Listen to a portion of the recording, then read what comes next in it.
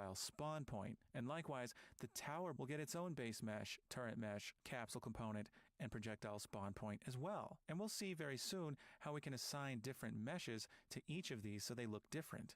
So we know that we need some components. Now it's time to actually add some components to our base pawn class.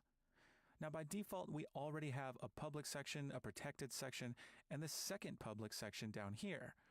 There are various reasons to have multiple public sections, and we'll talk about those later. But for our components, we're going to create a private section.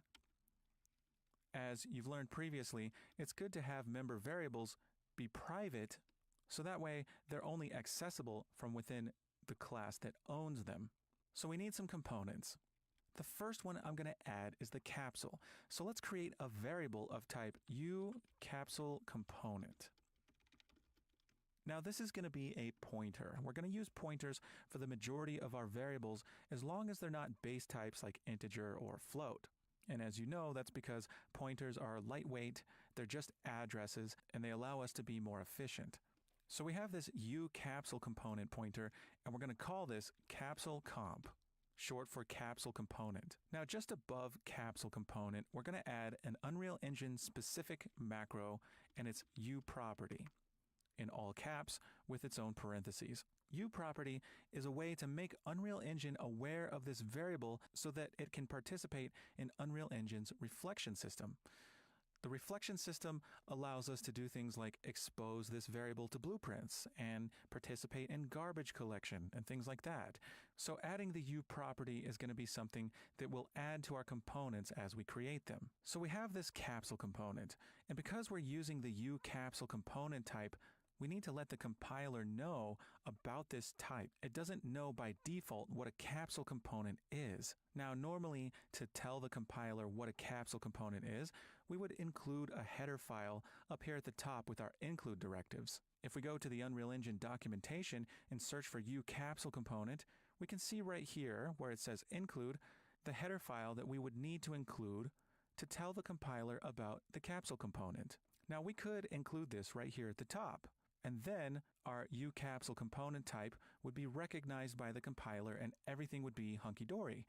But general good practice when it comes to coding these things is to try to keep this header file as small as possible. Whenever we include a header file in this file, a program called the preprocessor takes all of the contents of that header file, strips out some things like comments, and then literally pastes all of the contents of that header file into this file. The result is that this file gets bigger because it has the contents of that included file pasted in here. We only want to include things when we use them. So how do we get away with not including the header file here in the base pawn header? Well, we can use something in C++ known as forward declaration. We forward declare this uCapsuleComponent type using the class keyword like this. Notice the compiler now shows this type as green. Whenever we forward declare a variable, we're then able to get away with not including its header file. It's telling the compiler that this is a type, so it'll no longer give us IntelliSense errors saying that it doesn't recognize this as a type. Now, this is an incomplete type. If we actually try to use this type, either by accessing members like functions and variables, or trying to construct an object of this type, we would get an error because it's an incomplete type. We would need the header file included wherever we use this type to do those things. So we could forward declare a pointer of a type to avoid needing the header file. But it's important to note that we do need header files to inherit from particular classes. Notice that this class inherits from a pawn, and the pawn.h header file is included here at the top. So inheritance does require the header file for the type we're inheriting from. So let's discuss forward declaration and why we'd want to do it.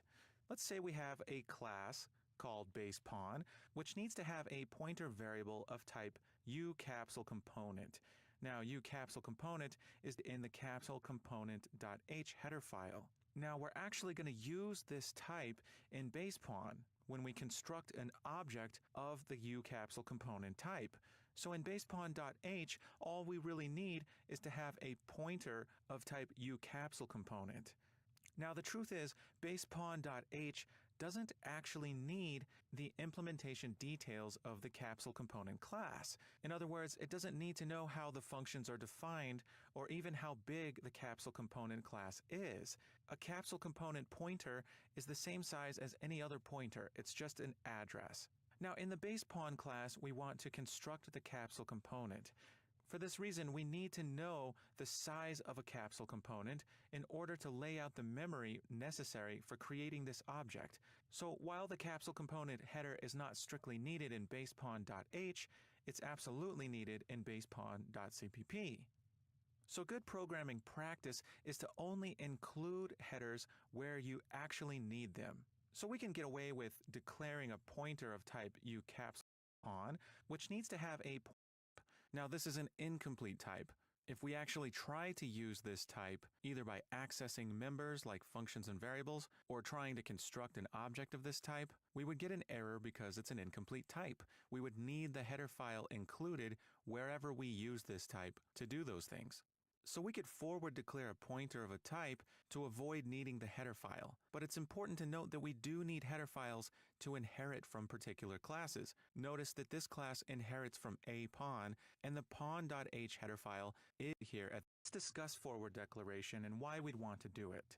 Let's say we have a class called basepawn, which needs to have a pointer variable of type uCapsleComponent. Now, uCapsleComponent is in the capsulecomponent.h header file. Now, we're actually going to use this type in basepawn when we construct an object of the uCapsleComponent type. So in basepawn.h, all we really need is to have a pointer of type uCapsleComponent. Now, the truth is, basepawn.h doesn't actually need the implementation details of the capsule component class. In other words, it doesn't need to know how the functions are defined or even how big the capsule component class is. A capsule component pointer is the same size as any other pointer. It's just an address. Now, in the base pawn class, we want to construct the capsule component. For this reason, we need to know the size of a capsule component in order to lay out the memory necessary for creating this object. So while the capsule component header is not strictly needed in basepawn.h, it's absolutely needed in basepawn.cpp. So good programming practice is to only include headers where you actually need them. So we can get away with declaring a pointer of type uCapsleComponent pointer in basepawn.h and then include capsulecomponent.h where we need the implementation details because we're constructing a capsule component and we need to know the size of a uCapsule component in memory. Now let's discuss the consequences of including the header file in basepawn.h instead. As we've seen, we can absolutely do this. And you may be thinking, well, we're including it in basepawn.cpp anyway, so what difference does it make if we include it in one file versus another? Now here's where the problem comes in. Header files are designed to be included by other files. So let's say that we have basepawn.h and we've included capsulecomponent.h in it. And then further down the road, we have some other class. And we're going to have a base pawn pointer in some other class, just like we had a capsule component pointer in basepawn. Now, rather than going through the trouble of forward declaring the base pawn pointer in some other class, we're just going to declare it as normal and include base pawn in some other class.h. So now not only does basepawn.h include the capsule component header, which results in more code being copied into that header file, now some other class has base pawn, which includes capsule component. So all of the content in capsulecomponent.h is also inside of some other class.h, and it's not even needed there. Some other class.h only needs to know about base pawn. It doesn't care about capsule component. Now say we continue this pattern and create some other class called yet another class.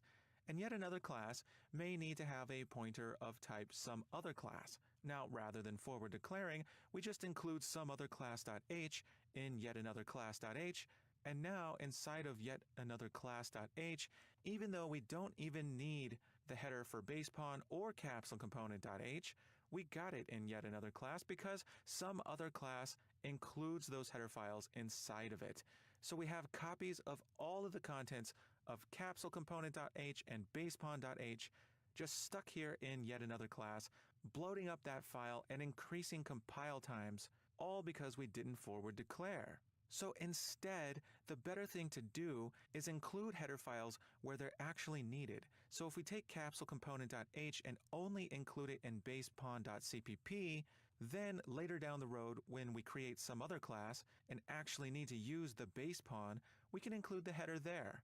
And basepawn.h does not include capsulecomponent.h, so all that extra code is not included in some other class.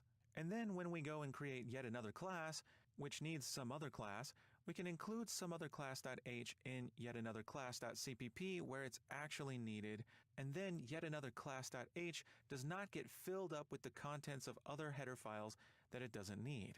So when classes have dependencies like this, basepawn depends on capsule component, it's best to keep those dependencies to a minimum. So I'm going to challenge you to create a compilation error. We shouldn't be afraid of compilation errors. They're just a normal part of the development process. So we're going to generate one intentionally. Go back and remove the class keyword and compile without forward declaring capsule comp. Now, when I say compile, I mean you can compile from Visual Studio Code and initiate live coding at the generated output in the live coding window, as opposed to the output that you would see in Visual Studio Code. Now, spoiler yourselves with the errors that we generate. You should get a successful compilation this time. We have a note that says C declaration of a base pawn, and then we see that we get other errors as a result of this. So oftentimes, students will get confused when they attempt to compile and see multiple errors. So this goes to show that a single mistake can propagate a series of errors, and that doesn't mean you have to go and fix a whole bunch of files. The error could have a single origin. Here we know what the origin of the error is. We need to forward declare. Now let's see what happens if we use live coding instead of regular compilation in Visual Studio Code. So I'm going to go ahead and click the button to initiate live coding, and right away in red I see build failed. And we see the same thing here. Right here, capsule comp is not a member. We know what it looks like to compile. Possible in the .h file as long as we forward declare, and that we do need the header file if we're going to be constructing an object of a particular type, and we do need the header file to access members like functions and variables.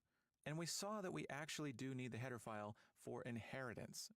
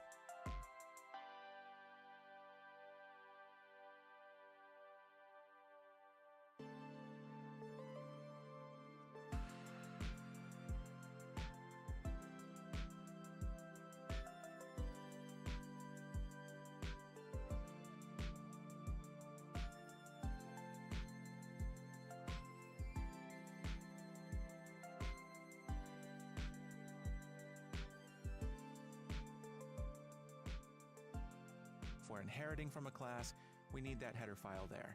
So now that we know how to forward declare a type and we have our pointer capsule comp, we're ready to actually construct a capsule component object, and we'll do that in the next video. I'll see you soon.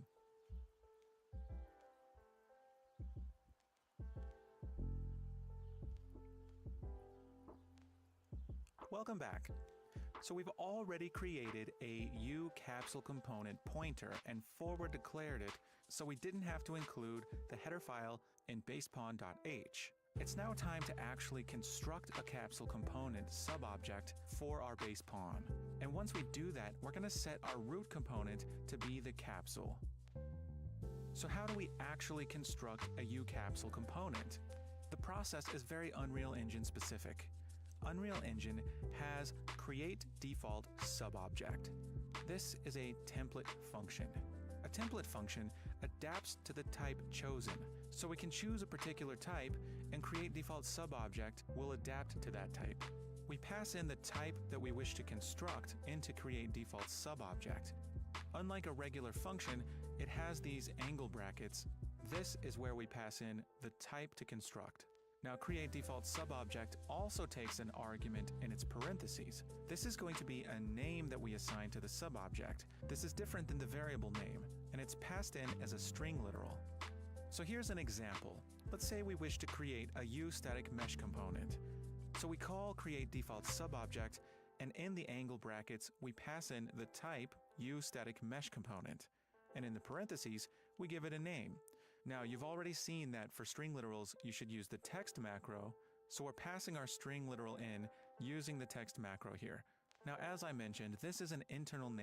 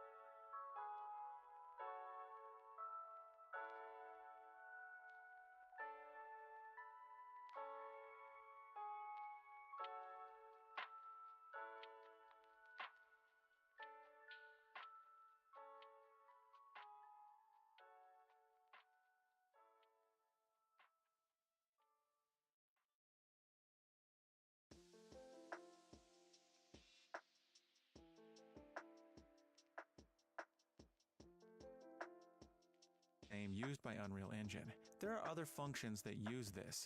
For example, there's a function called getDefaultSubObject by name. It retrieves a subobject belonging to a particular object, and you can call it passing in a particular name, and it'll look for the subobject with that chosen name. So the overall function call to create default subobject looks like this. The type goes in the angle brackets, and the name goes in the parentheses. Now, create default subobject returns the address of the newly created component. So in our case, If we passed in uStaticMesh component as the type, then we get the address of a uStaticMesh component, and we can store that in a pointer, since pointers store addresses of things. So say we create a uStaticMesh component pointer called mesh, then we can take that address returned by createDefaultSubObject and store that address in our mesh pointer. So now that you know how createDefaultSubObject works, you're going to use this to construct a capsule component object. You're going to do this in the basePawn constructor. Use createDefaultSubObject to construct a capsule component. Pass in uCapsuleComponent in the angle brackets as the type to construct, and pass in capsule collider wrapped in a text macro in the parentheses. Pause the video and add this to basePawn.cpp.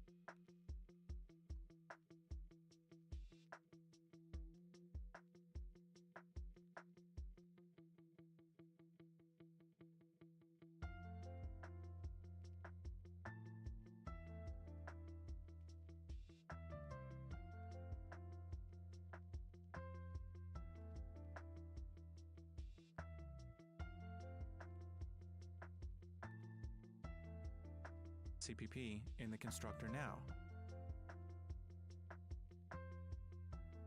Okay, so we're here in basePawn.cpp, and we'd like to construct a capsule component. So we're going to take our capsuleComp variable and assign the value returned by createDefaultSubObject. Now, as we've seen, this template function has angle brackets as well as parentheses. And we saw that the type goes in the angle brackets. We're going to use uCapsuleComponent, include its compile here in VS Code. I'm going to be compiling here in VS Code throughout this section, so you can just know that when I compile, I have closed the Unreal Engine editor, and I'm just compiling from here. I like to see the error message here in VS Code. Now, attempting to compile this, here we get a different error than the one we saw in the last video, use of undefined type, uCapsuleComponent. This time, we're trying to use the uCapsuleComponent type here in the CPP file to construct an object. Here's the error code in case you wish to Google this particular type of error for more information. So now we've seen two different types of compilation errors in this section of the course, and we know the cause of this particular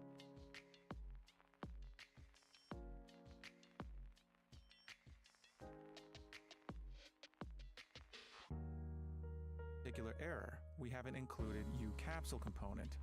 Now here's uCapsuleComponent in Unreal Engine's documentation, and here's the include that we need for this type. So I'm going to copy this and paste it here at the top of basePawn.cpp. Compilation. Next thing I'd like to do is make sure the capsule component is the root. Now we saw how to assign a component as the root and simply take that root component variable and assign it the value of CapsuleComp. Now we've specified that CapsuleComp should be the root component. Let's compile this again. And now, after a successful compilation, I'd like to hop back into the editor. Okay, I've opened up the editor, and I'm going to take my basePawn C++ class and drag one in. And now, check this out.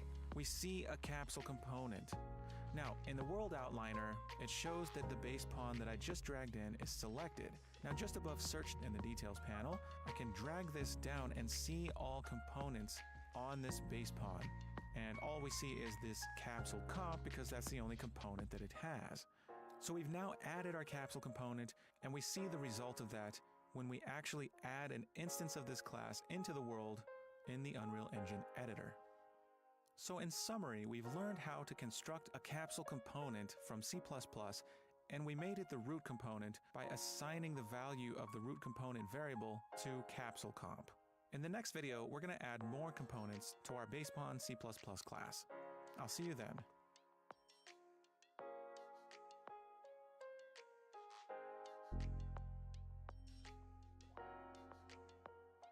Hey, welcome back.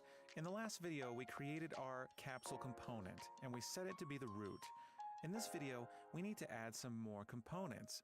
Specifically, we need some meshes for the base and the turret part of our tank.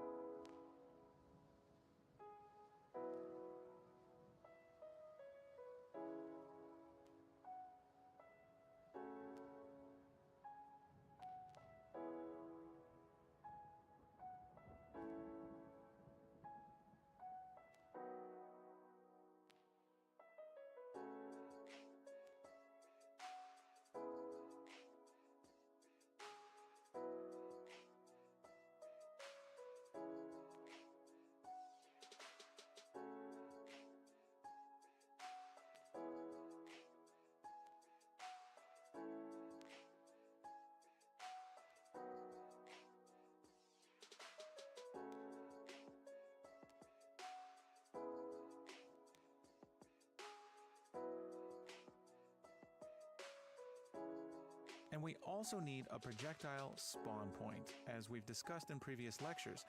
So let's hop into VS Code. Now here in basepawn.h we have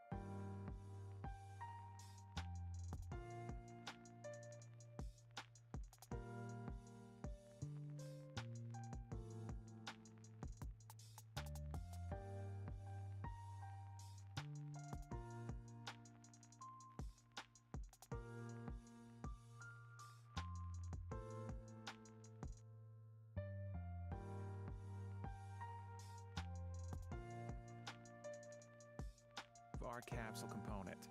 We can add our other components in this private section just below it. So for our meshes, we want to use uStaticMesh component. And of course, these will be pointers, as this isn't a base type. And the first mesh I'm going to call base mesh. And just like capsule comp, base mesh will get its own uProperty macro. Now notice uStaticMesh component is not giving me an error for not forward declaring it. That's because uStaticMesh component is included by default in all actors, and of course pawns are actors, so it has uStaticMesh component. Now if you're wondering how to know which types are included by default and which are not, you can always try to compile and see if you get an error. We know what the error looks like when you fail to include a header that you need. Another approach would be to always forward declare and always include. Header files for Unreal Engine types have include guards that prevent them from being included multiple times in a single file. In fact, the very header we're in has one of these. It's called pragma once. So anyway, we have our base mesh, and we'd like another static mesh component. So this will be a uStaticMesh component pointer, and this will be for the turret, so I'm going to call this turret mesh. And just like base mesh, it will also get a uProperty macro. So now that we have our base mesh and turret mesh pointers, it's time to actually construct these. So let's head over to basepawn.cpp and do that in the constructor here. So first we're going to say base mesh, and we'll assign this the value returned by create default subobject. Now before I fill it in, why don't you go ahead and type in the correct type here. That's right, it's uStaticMesh component. Now for the name, we're going to use the text macro, and we can call this base mesh. Now it's important that we attach base mesh to something. Since we'd like the mesh to follow the capsule component around as we're moving the pawn, we're going to attach it to the root. So base mesh has a function called setupAttachment. And setupAttachment takes a scene component to attach to. We're going to attach base mesh to capsule comp. We could easily have passed root component in here.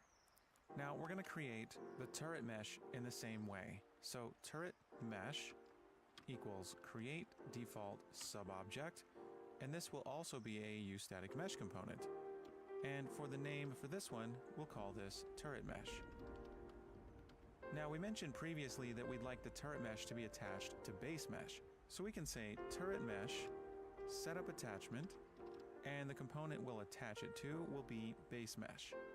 So we'll pass base mesh in as the argument. So where does setup attachment come from? If we right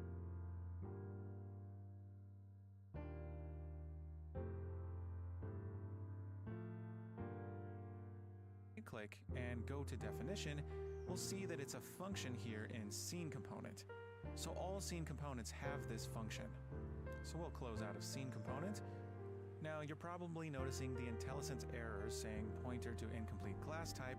This is actually another false error, and that extension we downloaded doesn't actually fix this. But this compiles just fine, so we don't need to worry about it. Now if it's bothering you, you could just add the include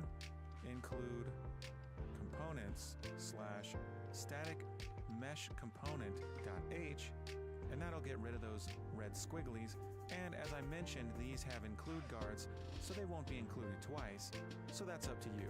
I'll go ahead and leave the include here, just so we don't get those squigglies. So now that we have our base mesh and our turret mesh, the only thing left is our projectile spawn point. So this will be your challenge. Create a pointer called projectile spawn point. Choose the correct type that's appropriate for a projectile spawn point, and give it a name using the text macro in create default subobject. Attach the projectile spawn point to the turret mesh. And a question I want you to think about is, do we need to include its header file? Pause the video and create this component now.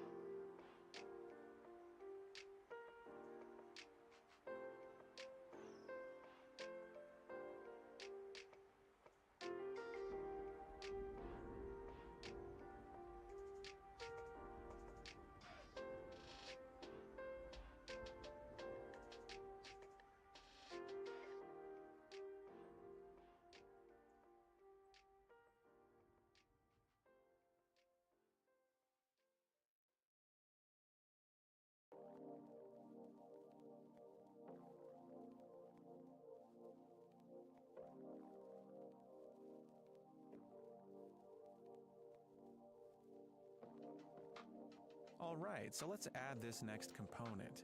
Now, the projectile spawn point will be a uScene component, and we'll call this projectile spawn point. Now we'll add a uProperty macro.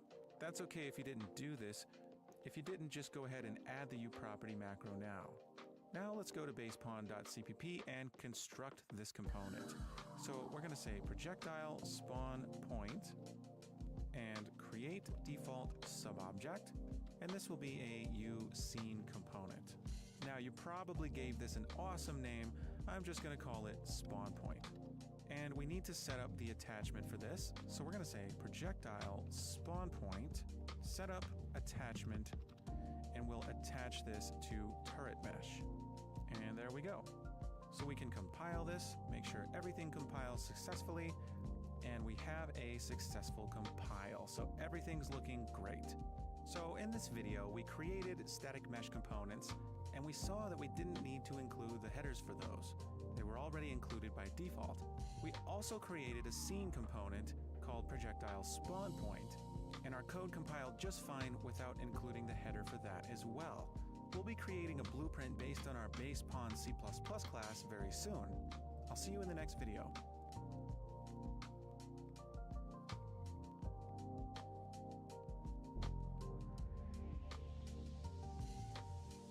Hey, welcome back. We're now ready to start creating some blueprints based on our base pawn class. So this is going to be a relatively easy lecture, especially if you have any experience working in blueprints. Now, in order to keep our file structure orderly, we're going to click on the content folder, and here in the content folder, we're going to create a new folder. So let's go ahead and right click and select New Folder. And since this folder will hold all of the blueprints we create for this game project, we're simply going to call this folder Blueprints. Now, double-click on Blueprints to open that up, and we're going to create a new folder here. So right-click, New Folder, and let's call this one Pawns. So we're going to put all of the pawn blueprints that we create right here in the Pawns folder. So let's go ahead and create those. I'm going to head back over to Toon Tanks under C++ classes, where we have our base pawn C++ class.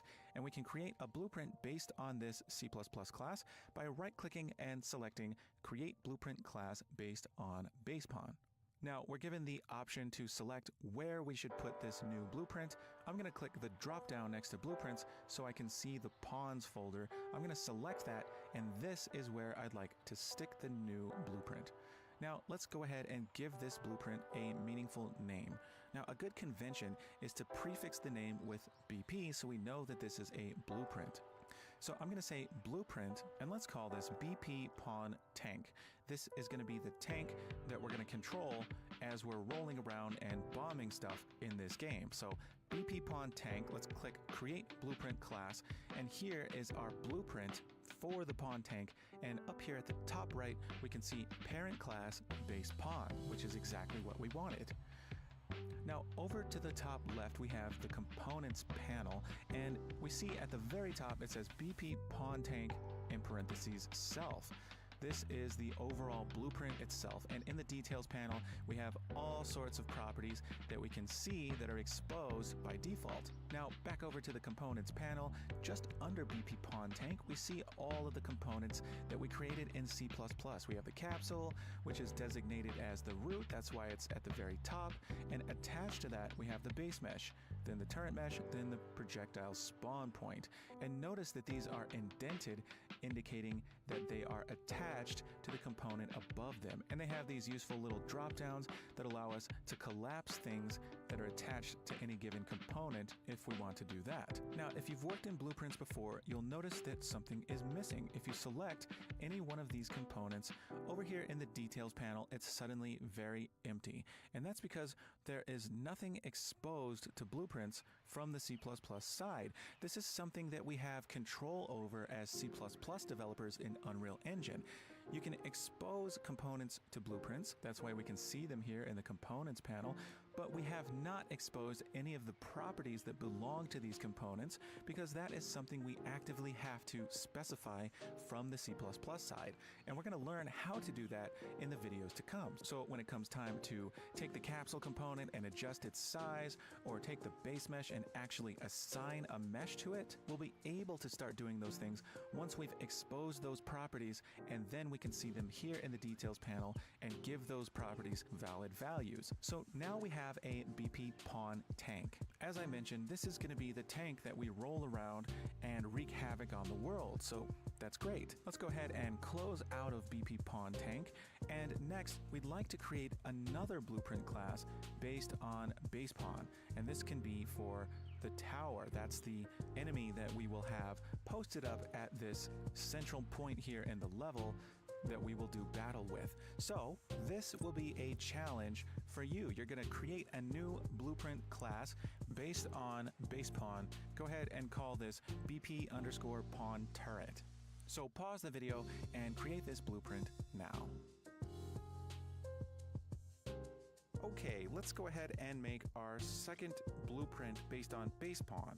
So here's our base pawn. Let's right click, create blueprint class based on base pawn, and let's select the pawns folder, and we can call this BP Pawn Turret, and click create blueprint class, and here is our pawn turret blueprint.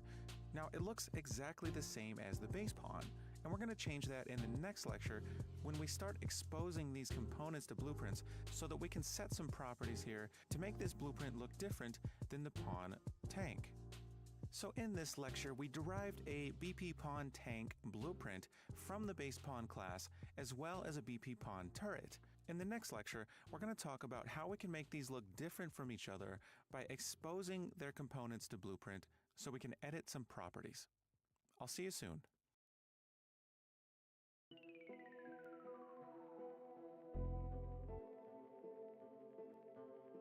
Creating turrets in Blender, noob to ascended. Shift A to add in a sphere. Pick a random place and move vertices around. Select all the faces and press E for extrude. Job's a good one, so give George Lucas a call. Moving on to the big boys, let's see how it's done. Select those same 4 faces, press delete and delete faces. Alt shift click, select edges. Press a random key like F3 to open up the search menu. Search for to sphere and drag your mouse out. Fill in the face with F, fat finger F3. Search make planar faces. E to extrude. And a game ready turret. Onto ascended and it's time to show off with tools that are hidden in the Vatican archives. Go to edit, preferences, get extensions, type in loop tools. Feel like Indiana Jones and hit install. Select your faces, right click, subdivide, right click loop tools, click circle, right click loop tools, flatten. Now you're ready to extrude with E. Select all with A, right click, triangulate. Whoever invented triangles needs to be in Shawshank, so right click, tries to quads, like and subscribe. Creating turrets in...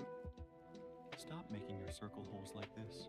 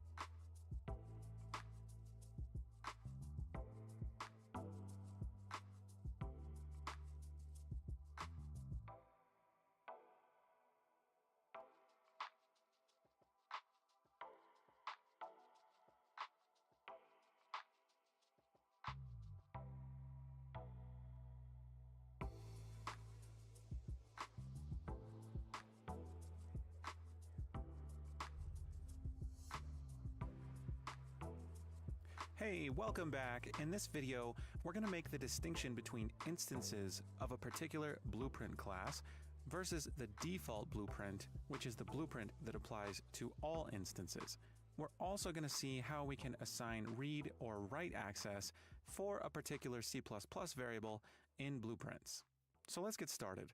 We're now ready to start exposing some of our components to Blueprint. So here we have our components, and we've seen that if we click on each one of them, our details panel is and we Unreal Engine, and it's got this set of parentheses because it can take input integers. Let's make an int 32, and I'm going to call this int 32 visible anywhere int. And just right here, I'm going to initialize this to grow section, and any self, for example, this is where we see all the other variables that are not components. So back in VS Code, let's decide how we're going to uProperty keyword. And here in BP Pawn Tank, I have the BP Pawn Tank self selected here, and I can search in the details panel for visible, and here is my visible anywhere int. Notice the blueprint and check that we cannot edit this. Call this one edit. Overwrite that value here in the blueprint and visible instance only int and initialize this to 11. Now it's going to get its uProperty macro, and the keyword I'll give to this one is visible instance only. Let's compile this. And back here in the details panel in the blueprint, I'm going to search for visible. Now notice we can see visible anywhere int, but where is our new variable? We called it visible instance only int. See, visible instance only int. Well, we can't see it here, but check this out. I'm going to take our BP Pawn Tank and drag one of these out into the world here. And we can see in the world outliner suddenly we have a BP Pawn Tank here in the world. Now with this selected, I can come down here into the details panel and search for visible. Now check this out. Now we can see our visible anywhere int and our visible instance only int. So how come we can see it here, but we cannot see it when we're looking at the actual blueprint itself? Well, there's a distinction I want to make. You see, when we have our blueprint here in the content browser, we can double click it, we can open it up and see its properties. What we're looking at here is the default blueprint. This contains all of the default information for the blueprint. But as soon as I drag one out into the level, we now have something called an instance. So this particular BP Pawn Tank that exists in the world is an instance of BP Pawn Tank. In fact, we can drag out multiple instances, and each of these that exist in the world are instances of BP Pawn Tank. This is different than the default blueprint. So here's a little graph for you to refer to, and we're going to be filling this graph out more as we learn more specifiers. So far we've only seen visible anywhere, which you'll see is under both the defaults and the instance columns, and it's in the row titled read only. So you can see from this graph that a visible anywhere uProperty will only be visible, it won't be editable, but it will be visible on both defaults and the instance, whereas visible instance only has read-only access, but only on the instance. You can't actually see it on the default blueprint. And then we learned about edit anywhere, which allows us to actually edit that uProperty on defaults and the instance, so that's why it exists in both the defaults and the instance column. So as a challenge, I would like you to add a variable to the base pawn class. Now put this in the public section, and what you're going to do is decide what type of variable you'd like to add. It can be anything, but make it a basic type like an integer or a float. You could even make it an f vector or an f string if you want to. Just initialize it with a default value like our other int 32s. And this could be any variable you want. You can make a speed variable or a stamina variable. You've got some freedom here. Now, once you've created this variable, decide which access level you want for this, and then give it a uProperty macro and add the correct specifier. Now, decide whether you want this to be visible only on the instance or on the defaults, or if you want it to be visible anywhere or edit anywhere. Use one of the specifiers we've learned so far and give this variable the correct specifier. Go ahead and pause the video and make this variable now. All right, so I'm going to go ahead and make a variable. Now, it's okay give this variable the correct specifier. Go ahead and I'm going to call this speed, and I'll initialize speed to, say, 400.f. And I think I'd like this speed variable to be editable both on the instance and on the default. So I'm going to give this a uProperty macro and make this edit anywhere. So I'm going to go ahead and compile this. And back in the editor, I can select one of my base pawn tank instances. And here in the details panel, I can see my speed variable. And I can, of course, edit it here. And if I open pawn tank, here's my speed variable. It's set to 400 and it's editable. So in summary, we've learned the difference between an instance versus the default of a particular blueprint class. We also learned a few uProperty specifiers, such as visible anywhere, visible instance only, and edit anywhere. In the next video, we'll continue learning how to control access to C++ variables in Blueprint using these uProperty specifiers. I'll see you soon.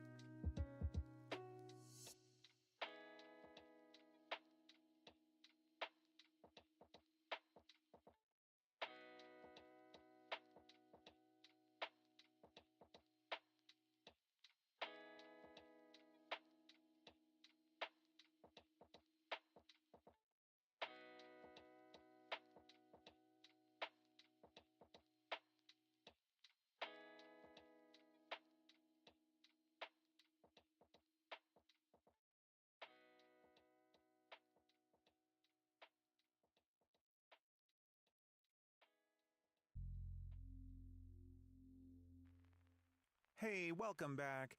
In the last video, we learned a few uProperty specifiers that allow us to expose our C++ variables in certain ways to the details panel in the blueprints. In this video, we're going to learn some more specifiers that allow us to have more control over access to those variables in the details panel. We're also going to talk about how we can allow read or write access in the actual event graph for a particular C++ variable. So let's dive right in. Okay, so I'm back here in VS Code, and here are the variables we created in the last video. Now here is my speed variable. This was for the challenge. You probably created a different variable, which is totally fine. So keep that variable there. We're going to do some more things with it in this video. Now we've learned that we can make a variable visible anywhere, and when we say anywhere, we mean on the details panel, either on an instance or on the default blueprint. We saw that we can also make it edit anywhere, and when we use visible instance only, it's only visible on an instance. You can't even see it on the default blueprint, and in any case, you can't edit it because it's grayed out. So this allows us to make our variable visible only on the instance, but what if we'd like it to be visible only on the default blueprint? Well, there's a specifier for that too. Let's make another int32, and let's call this visible defaults only int, and we can initialize this to a value. I'm going to give it 5, and we'll give this a uProperty as well. And the specifier for making this visible only on the defaults, you could probably guess what it is. It's visible defaults only. So I'm going to compile this. And back here in the editor, I'm going to open up bppawntank again. And with bppawntank self-selected, all of our variables are up here at the top, so I'm not going to search for it. But here's our visible defaults only int, and it's got the value 5, and of course it's grayed out. Now, as the name suggests, it's visible only on the default, so if I go in the world and select one of the instances of BP Pawn Tank here, there is no visible defaults only int. It's not visible on the instance, only on the default. So that makes sense, right? Now let's go back into VS Code, and we have a few more specifiers to learn about. Now we've seen that we can edit anywhere, and that with our visible specifiers, we can choose instance only or defaults only. So as you've probably guessed, we can edit on only the instance or only the defaults if we choose. So let's make a couple more int32s.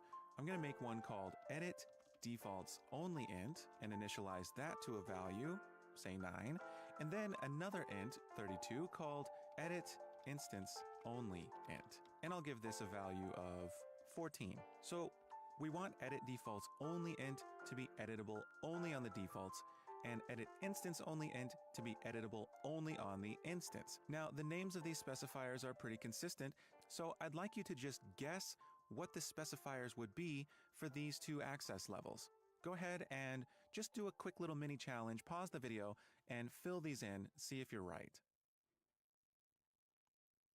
Okay, so these are going to be uProperties, and edit defaults only int is going to get, you probably guessed it, edit defaults only. And for edit instance only int, I'll give this a uProperty, macro, and this will be edit instance only. So it's pretty intuitive. Let's go ahead and compile these. And back here in the editor with BP Pawn Tank open, here's our edit defaults only int. We don't see edit instance only int. We didn't expect to.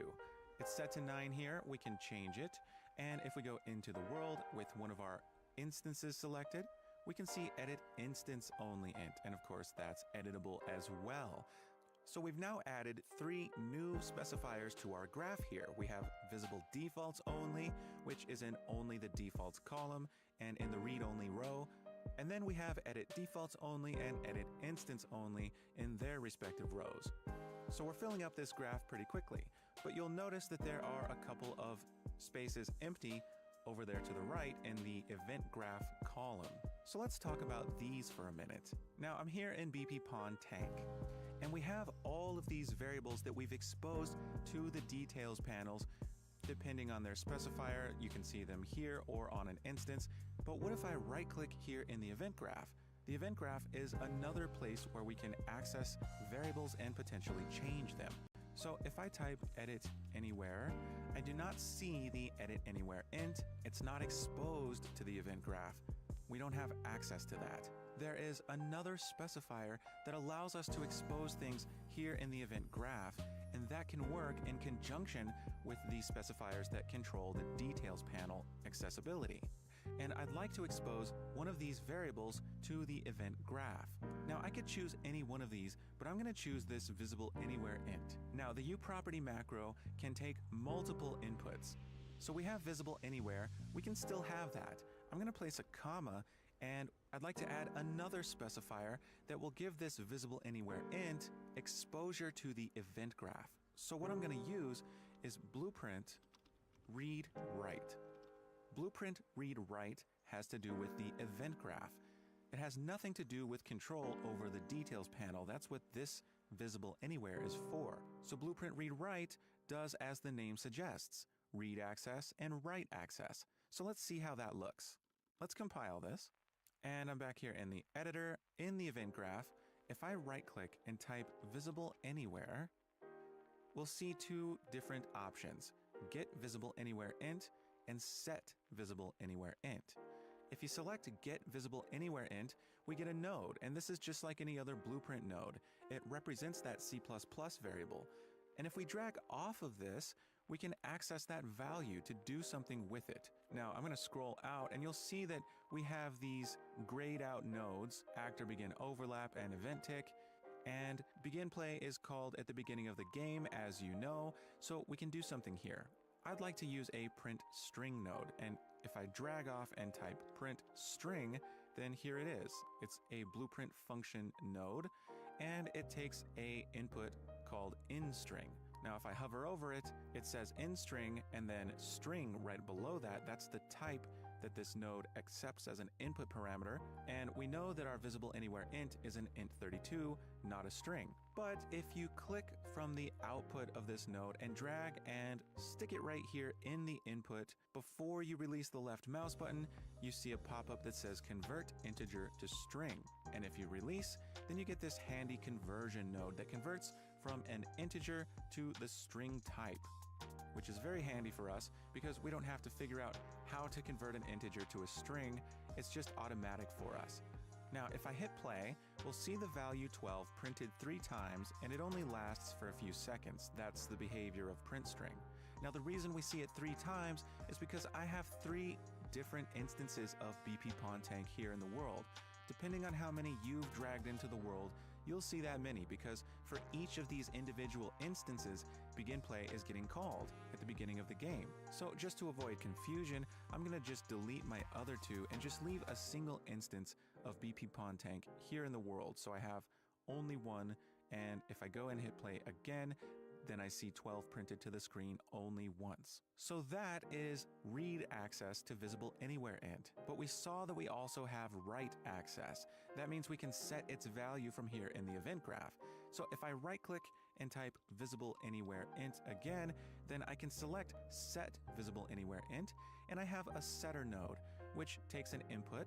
We can pass in the value from some other node, or we can take this little text box and hard code a value, say 66. And now as soon as the flow of execution from begin play reaches this node, then the setter node is going to write to visible anywhere int. It's going to set its value to 66. And of course we can print this out again. So I'm going to use print string.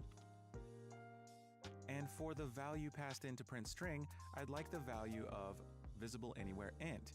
Now I can do this one of 2 ways. The setter has a return node. So after it's set the value, then it returns that value and we can use it. So we can plug it straight in to print string. The other way is to simply right click and get visible anywhere int, use that get node, and we can hook up the value from this node right into print string. That would do the exact same thing. So I don't need that. I'm going to delete that node. And now what I'm expecting to see when I play the game is to first print out the value of visible anywhere int, which starts off at 12. And then after setting its value to 66, I should see the value 66 printed out to the screen. So let's hit play, and we see 12 and 66. Now they look like they're in reversed order. That's because print string adds newer messages on top. So that is normal behavior. Okay, great. So we've seen that we can make a variable blueprint read write. Now we can also control whether or not we can set this from the event graph. So let's expose another variable so that we can get it from blueprints but not set it. Here's edit anywhere int. I'm going to add a comma and add a specifier to this. Now, in order to access it in the event graph but not be able to set it or write to it, the specifier is blueprint read only. So edit anywhere int is now blueprint read only. It's still editable in the details panel, both in the default and on instances, but in the event graph, it's read only. So let's go ahead and compile this. And back here in the editor, I'm going to right click in the event graph and type edit anywhere. And check it out. We have get edit anywhere int, but we do not have a set edit anywhere int because it's blueprint read only. We cannot write to it. So I'm going to select it. Here's edit anywhere int. And if I wanted to, I could use a print string node to see its value. No need to do that. We already know how to do that. I'm just demonstrating that we cannot write to this variable. Okay, so I'm going to go ahead and highlight these nodes and delete them. So our graph is now filled out. We've learned that we can make our variables visible only on the defaults, and we can make them editable only on the defaults or only on the instance. So we really have full control from the C++ side. Now we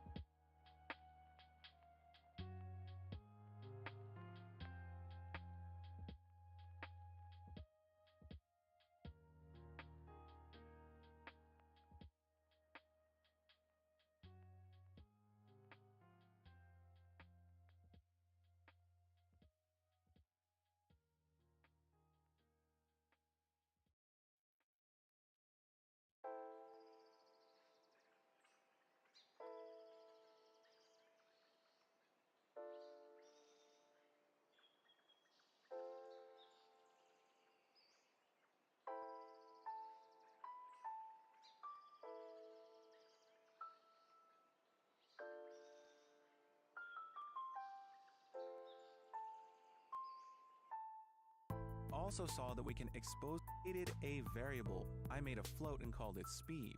Now you're going to take that variable you created in the last section and control its access in the event graph. So expose it to the event graph using one of the new specifiers you've learned. And then you're going to test out the read-write access for this. Use a print string node so that you can see its value, and if you change it, prove to yourself that you've changed it. Read-write, you can simply get it from within the event graph.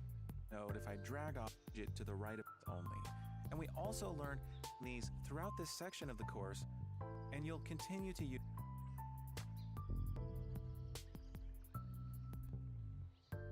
Hey, welcome back. We're exposing variables to blueprints, and now we'd like to talk about exposing our components. This will allow us to set some of the properties such as the meshes on our static mesh components, as well as positioning our capsule and projectile spawn point. Now we're back here in VS Code and we have all of our test variables.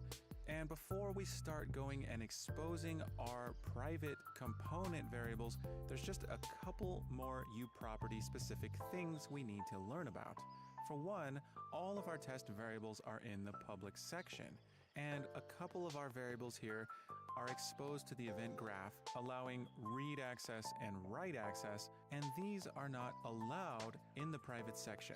For example, if I take our visible anywhere int and edit anywhere int and cut these and paste them down here in the private section along with our components, here's what happens when we attempt to compile.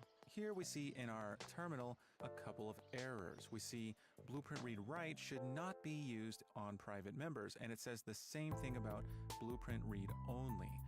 So what if we want read and write access in the event graph on private members? Well, there's a way to get around this. We can still have access to private variables in the event graph. We have to add another input to the uProperty macro, and that input looks like this. We say meta equals parentheses allow private access equals, and in quotes, true. Now this looks pretty weird. It's sort of a nightmare of syntax, but this is what it looks like. uProperty macros allow for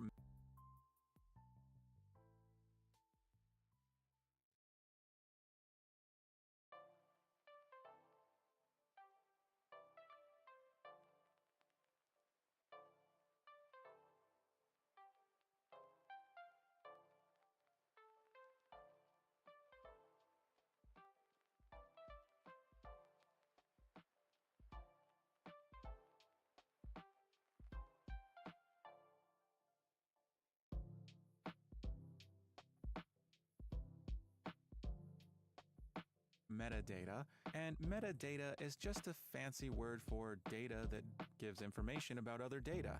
So we have this meta equals, and if we use allow private access equals true, then we can expose these variables to the event graph even though they're private.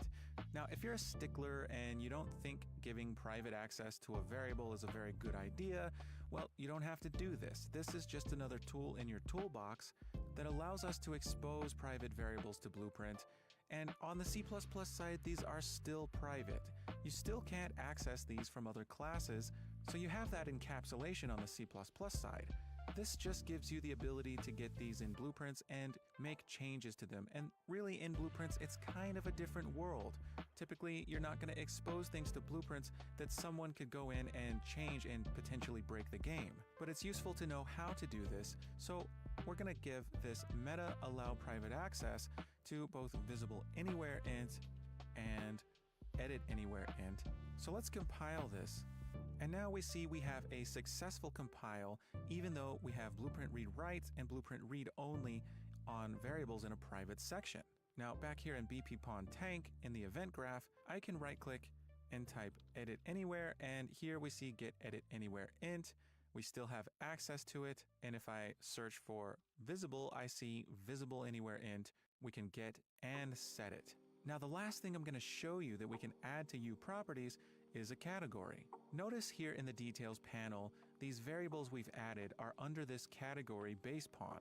This is the name of the class, and that's where they go by default. But notice that we also have other variables inherited by this class, and they're each in their own categories. Now we can create our own category for these exposed variables, and we do that by adding category equals, and in quotes, we can give this a category. So I could call this super duper variables. Now I'm going to have a comma here because I placed this here in the uProperty macro as one of the inputs, and all of the inputs have to be separated by commas. I'm going to copy this and add it to the uProperty here for edit anywhere int as well. So now these should be in their own category called super duper variables. Let's compile, and back here in the editor, check this out. We have super duper variables, and our variables are here. And I can right click in the event graph, search for super, and check it out. We have super duper variables, and our variables are here. So this is a nice way to organize our variables and make them a little bit easier to find. So I've added a couple new things to our table here. We can give private access, we can take private variables and still expose them to the event graph with this meta specifier. And we can also give variables their own category to organize them in blueprints. So now that you know plenty of ways to control the access to our variables in Blueprint, you're going to fill out the uProperty for the components. Now decide their access levels. You're going to want visible anywhere for these, because edit anywhere is not something you want to give to your components. This means you can actually edit that pointer variable, and we don't want to change the pointer. It should always point to the object we constructed in the constructor. But you can also decide whether or not to give them read-write access in the event graph. Give them a category. This will allow us to keep our variables organized. Now, if you're going to give them blueprint read-write or blueprint read-only, you'll need to allow private access with that meta specifier because these are private variables.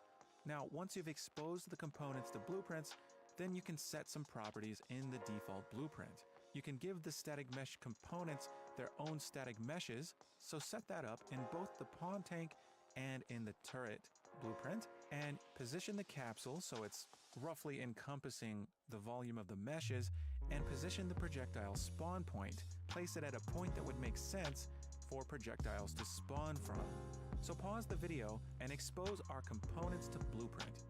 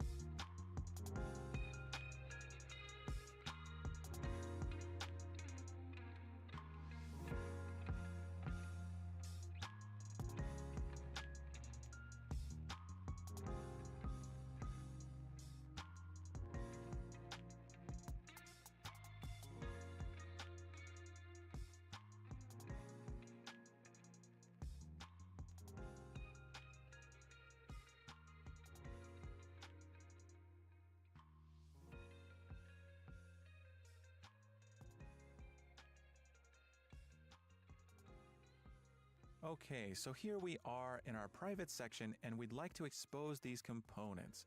Now, first I'm going to give my capsule component visible anywhere. And